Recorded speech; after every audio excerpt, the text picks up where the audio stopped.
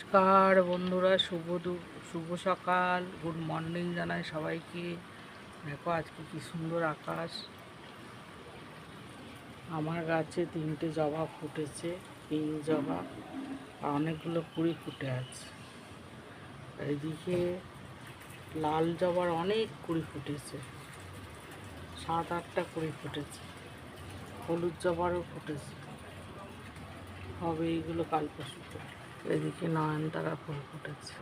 দেখো এদিকে এই যে ন্যানি বসে আছে, চলে গেলে কি শব্দ পেয়েছে। দেখো বন্ধুরা, চা হয়ে গেছে, এবার চা খাবো। নমস্কার, গুড মর্নিং, শুভ সকাল জানাই সবাইকে।